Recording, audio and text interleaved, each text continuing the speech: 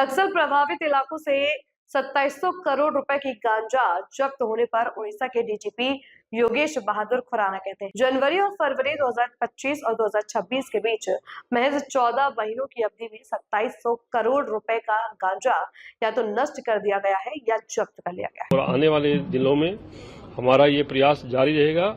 जो गांजा की खेती उड़ीसा में कुछ जिलों में होती है उसको पूरा हमें नष्ट करना है और मुझे पूरा विश्वास है कि हम ये कर पाएंगे। सर कितना कौन कौन से एरिया में ज्यादा सीज किया गया? बौद्ध, कंधमाल, मलकानगिरी, कोरापुट, गजपति, ये सब वो जिले हैं जहां पर किसी समय में नक्सल उपद्रव था और इन्हीं जिलों में जो है गांजा का खेती जो है वो शुरू हुआ था।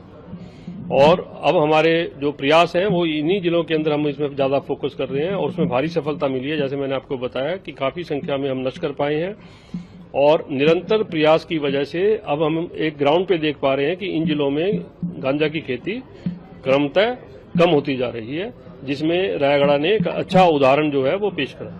सर जो हशीश सीज किया गया, ब्राउन शुगर का भी कुछ कारोबार हो रहा है? ये एक नया ट्रेंड नजर आया। पहली बार जब दो जिलों में मलकानगिरी में और कोरापुट में हमने देखा, वहां पर गांजा को कन्वर्ट करा जा रहा है हशीश ऑयल में।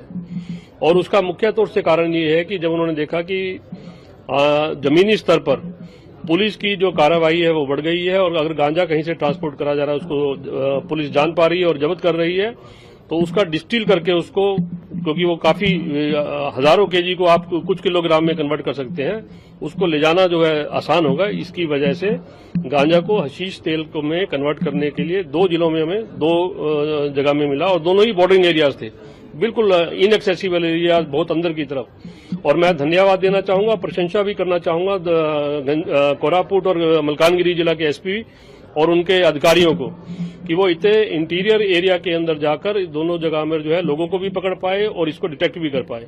और उसमें हमारी इन्वेस्टिगेशन जारी है, उसमें इंटर स्टेट लिंकेज जो है उसको हम वर्कआउट कर पाए हैं और कुछ लोग पकड़े गए हैं और फर्दर इन्वेस्टिगेशन हमारी उसमें कंटिन्यू कर रही है। इन दोनों केस को हम फाइनेंशियल इन्वेस्टिगेशन की दृष्टि से भी इन्वेस्टिगेट कर रहे हैं और मुझे पूरा विश्वास है उसमें अच्छा फल मिलेगा। सर नशा मुक्ति के लिए